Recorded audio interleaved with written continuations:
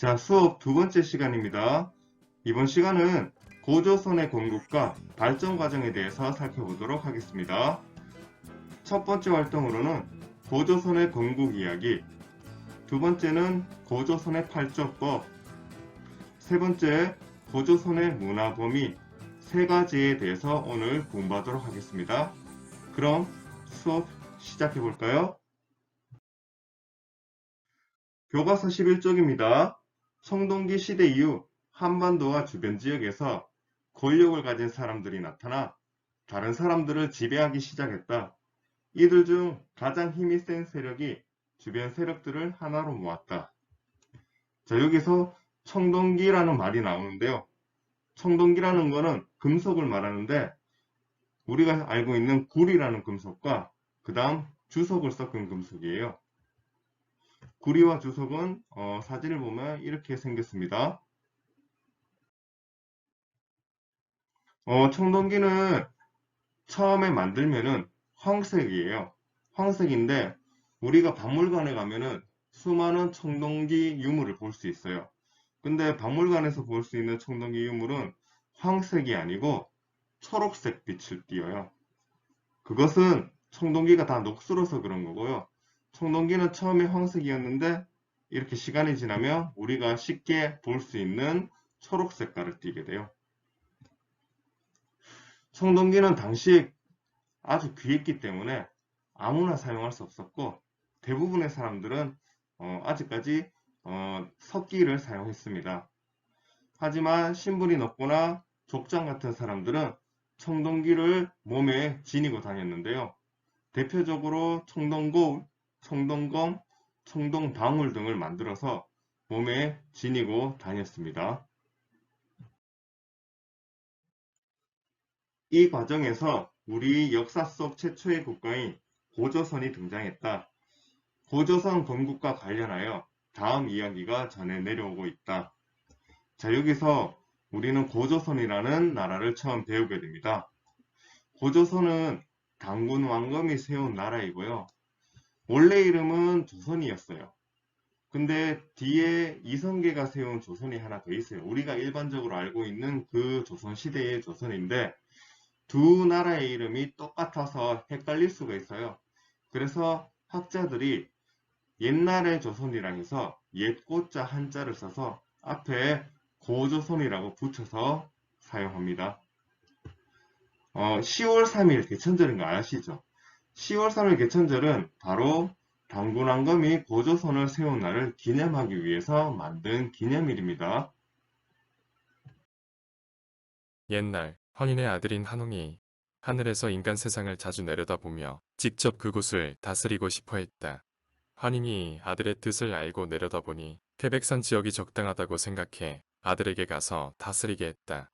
환웅은 바람, 비, 구름을 다스리는 신하와 무리 3,000명을 이끌고 내려와 세상을 다스렸다. 어느 날 곰과 호랑이가 환웅을 찾아와 사람이 되게 해달라고 빌었다. 환웅은 쑥과 마늘을 주면서 이것을 먹으면서 100일 동안 햇빛을 보지 않으면 사람이 될 것이다. 라고 했다. 곰과 호랑이는 동굴로 들어가 이를 지키려고 했으나 호랑이는 참지 못하고 못 뛰쳐나갔다. 하지만 곰은 환웅이 말한 것을 잘 지켜 여자로 변해 웅녀가 되었다. 웅녀는 환웅과 결혼해 아들을 낳았고 그 아들이 후에 단군왕검이 되었다. 단군왕검은 아사달로 도읍을 옮겨 고조선을 건국했다. 자, 금방 들은 내용이 바로 고조선의 건국 이야기입니다. 건국 이야기란 나라가 세워질 때 만들어진 이야기인데요. 고조선에만 있는 것이 아니고 대부분의 나라에서는 이러한 건국 이야기들이 다 전해 내려오고 있어요. 근데 건국 이야기를 들어보니 어떤가요? 믿을 만한가요? 뭔가 말이 안 되는 내용이 많이 있지 않나요? 그래서 우리는 건국 이야기를 보는 관점이 세 가지가 있는데 이 세 가지 관점 중에 하나를 한번 정해서 우리는 살펴볼 필요가 있어요. 첫 번째 관점은 건국 이야기는 역사책에 있는 사실이니까 모두 믿어야 된다. 이렇게 생각해 보는 관점이고요. 두 번째는 말도 안 되는 거짓말이야. 그래서 이건 절대 믿어서는 안 돼. 이렇게 생각하는 관점이 있고요. 세 번째는 건국 이야기는 말이 안 되지만 그 속에는 뭔가 다른 뜻이 숨겨져 있을 거야. 그래서 우리는 그 숨겨진 뜻을 찾아낼 필요가 있어. 이렇게 생각해 볼 수 있는 관점인데 어떤가요? 첫 번째, 두 번째, 세 번째 중에 우리가 역사를 배우는 입장에서 몇 번째 관점으로 보는 것이 가장 좋을까요? 네, 선생님 생각에도 세 번째 관점이 가장 괜찮을 것 같아요.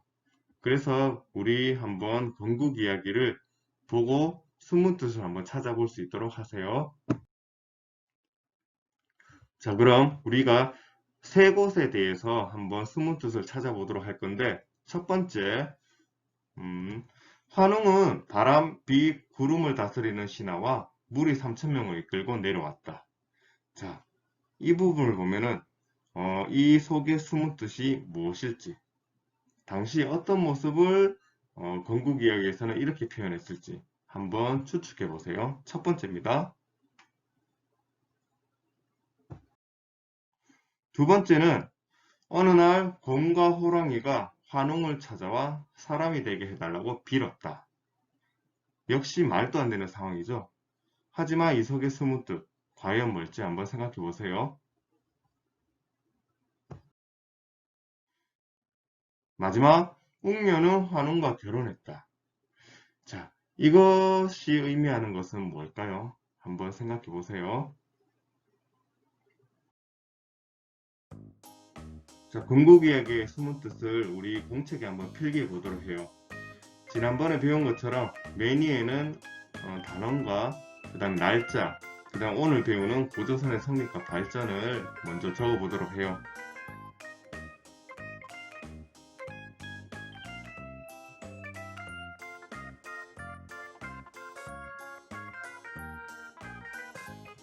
자, 앞에서 배운 청동기 시대 등장과 그 다음 최초의 국가 고조선이 나타났다. 이 부분을 필기를 먼저 해주면 좋을 것 같고요. 그 다음에 건국 이야기의 숨은 뜻 찾기 각자 잘 적어봤지요. 첫 번째는 농사를 매우 중요하게 생각하였다라고 해석할 수 있는데 왜 이렇게 해석을 하냐면 바람, 비, 구름 이러한 것들은 농사와 매우 밀접한 관련이 있어요. 그래서 그러한 신하들을 데리고 왔다라는 말은 농사와 밀접한 관련이 있는 그런 것들을 매우 중요하게 생각하였다라고 해석할 수 있어요. 두 번째는 호랑이나 곰을 믿는 부족이 환웅과 함께하길 바랬다라고 해석할 수 있어요. 당시에는 특별한 종교 없이 주변에 있는 물건이나 동물들을 믿는 경우가 되게 많았어요. 그래서 호랑이나 곰을 믿는 부족이 당시에 있었다는 것을 알 수 있고요. 세 번째는 아마 곰을 믿는 부족이 환웅의 세력과 연합을 했다. 이렇게 해석할 수 있어요. 자, 1부 수업은 여기서 마치도록 하고요. 잠시 쉬었다가 곧바로 우리 2부에서 만나도록 합시다.